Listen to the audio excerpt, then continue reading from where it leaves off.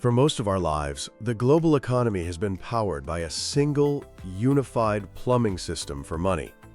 Sending cash across borders, while sometimes slow, was predictable.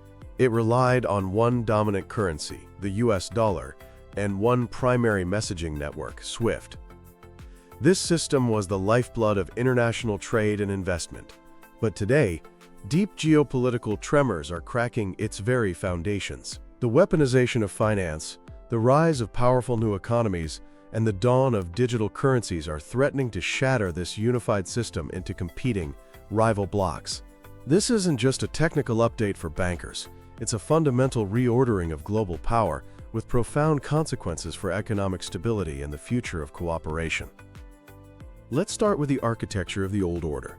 At the heart of the post-World War II financial world is the unparalleled dominance of the US dollar. Since the Bretton Woods Agreement, it's been the world's main reserve currency. Central banks hold it, international trade is priced in it, and global debt is issued in it. This has been called an exorbitant privilege, giving the United States immense economic and geopolitical leverage.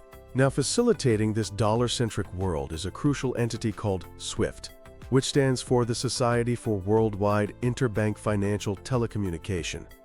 It's vital to understand what SWIFT is and isn't. It is not a bank. It doesn't hold or transfer a single dollar. Instead, think of SWIFT as the central nervous system of global finance. It's a highly secure messaging network that over 11,000 banks in more than 200 countries use to send payment orders and other financial information to each other. If a bank in Germany wants to send $1 million to a bank in Japan, it uses SWIFT to send a secure message detailing the transaction. The power of this system comes from its near-universal adoption. To play in the global financial sandbox, you need access to SWIFT. But this ubiquity has also made it a powerful geopolitical tool. Although SWIFT is based in Belgium and subject to EU law, the United States has proven it can exert incredible pressure on the network. This has led to what is now called the weaponization of finance, where access to this critical plumbing can be turned on or off to achieve foreign policy goals. This very dominance, however, has planted the seeds of its own rebellion.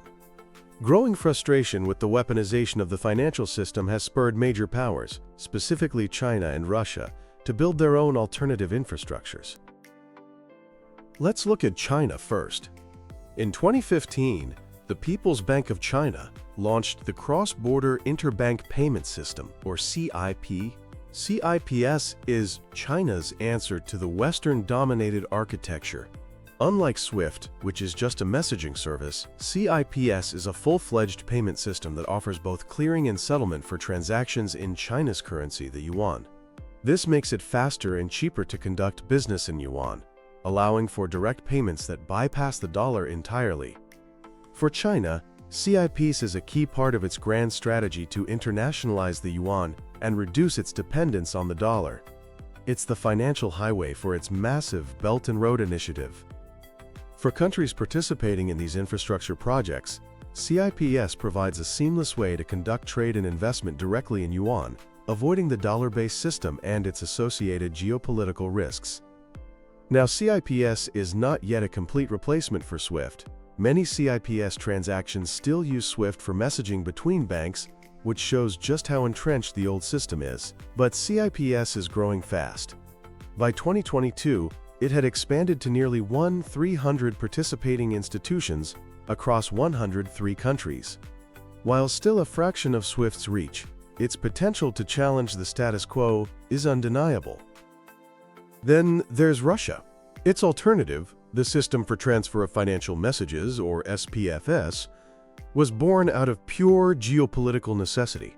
Russia began developing SPFS in 2014, right after the United States first threatened to disconnect Russia from SWIFT following its annexation of Crimea.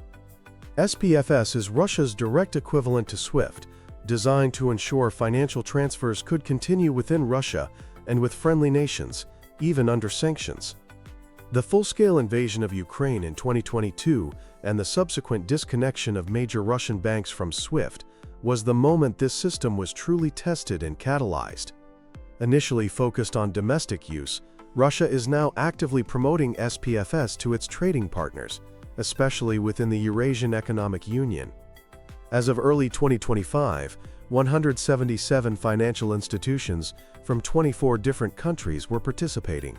Like CIPS, SPFS is more of a regional alternative than a global competitor right now. However, Russia and China are in active discussions to link their two systems, SPFS and CIPS. A successful integration would be a massive step toward creating a parallel financial ecosystem, one that is highly resistant to Western sanctions and allows them to trade freely in their own currencies. The primary driver for all of this is the increasing use of financial sanctions. Cutting a country off from the global financial system is an incredibly powerful weapon, but its overuse risks breaking the system itself. The sanctions imposed on Russia are a perfect case study. The freezing of hundreds of billions of dollars of the Russian central bank's foreign reserves was an unprecedented move against a major economy. It sent a shocking message to the entire world. Reliance on the dollar-denominated system comes with the risk of being completely cut off for political reasons. While the sanctions have created immense difficulties for the Russian economy, they've also had unintended consequences. They massively accelerated Russia's de-dollarization efforts, with a much greater share of its trade now settled in rubles or currencies of friendly nations.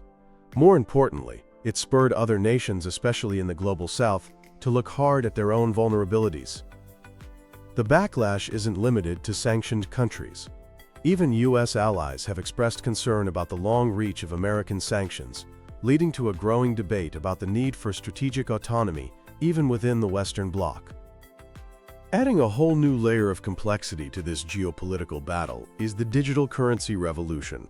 Central bank digital currencies, or CBDCs, and stablecoins aren't just new forms of money. They are strategic assets in the global competition for financial influence. China is leading the charge with its digital yuan, the ECNY. While it's currently focused on domestic use, its international ambitions are clear. Beijing sees the digital yuan as another powerful tool to internationalize its currency and bypass the SWIFT system. The most significant international experiment here is Project emergence. This is a collaboration between the central banks of China, Hong Kong, Thailand, the UAE, and the Bank for International Settlements. Project emergence is a platform that allows for direct, peer-to-peer, cross-border payments using blockchain technology. A pilot in 2022 showed it could settle transactions in near real time, compared to the days it can take through the old system. By promoting the digital yuan for cross-border trade, especially with Belt and Road countries, China is building yet another parallel financial infrastructure, one that could be completely sanction-proof. Europe is watching this closely. The European Union is exploring its own digital euro, partly driven by fears of a digital dollarization of its economy. European central bank officials have warned that the dominance of American payment giants and the rise of dollar-backed stablecoins could undermine Europe's monetary sovereignty. The digital euro is seen as a strategic project to enhance financial independence and strengthen the international role of the euro.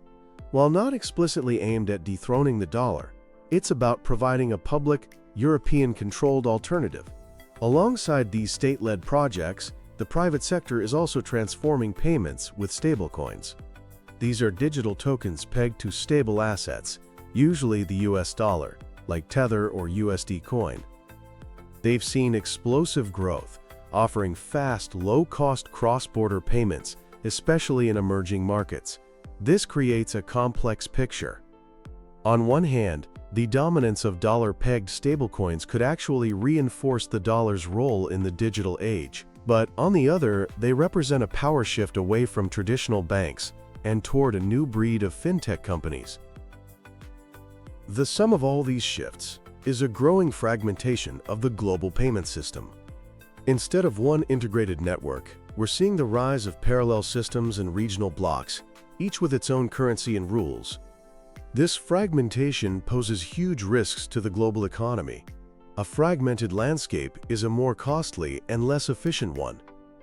Businesses trading internationally would face immense complexity, and higher transaction costs. Corporate treasurers would have to manage more currency volatility and navigate disrupted payment rails. Some estimates suggest severe fragmentation could reduce global GDP by as much as 9%. These negative effects would hit smaller, developing economies the hardest, as they lack the resources to navigate such a fractured system. This could push them to align with one of the emerging economic blocs, deepening the global financial divide even further. So, what is being done? The threats are real, but the future isn't written yet. The G20 has made enhancing cross-border payments a top priority, aiming to make them faster, cheaper, and more inclusive. The Bank for International Settlements is leading key initiatives, like Project Nexus, which aims to connect various domestic real-time payment systems. The IMF and the World Bank are also working to address the risks, calling for more cooperation on regulations and providing technical assistance to developing countries. For businesses, this new world demands a new level of strategic foresight. Corporate treasurers are having to become geopolitical interpreters, building political risk directly into their financial models, and diversifying how they manage currency and cash flow. The era of a single, unified global payment system is drawing to a close. The geopolitical tectonic plates are shifting, and the architecture of global finance is shifting with them. The rise of China, the assertiveness of Russia, and the dawn of digital currencies are all pushing us towards a more multipolar and more fragmented world. This doesn't mean the dollar and SWIFT will collapse tomorrow. Their network effects are incredibly deep-rooted. But their absolute preeminence will be increasingly challenged. We are moving toward a more complex, multi-currency and multi-system world, where regional blocks and parallel networks coexist and compete. This transition will be fraught with risk, but it also presents opportunities for innovation and competition that could, possibly, lead to a more inclusive and resilient global financial system. The choices made by leaders in the coming years will determine whether the unraveling of the old order leads to a more chaotic, divided world or a more balanced and equitable one.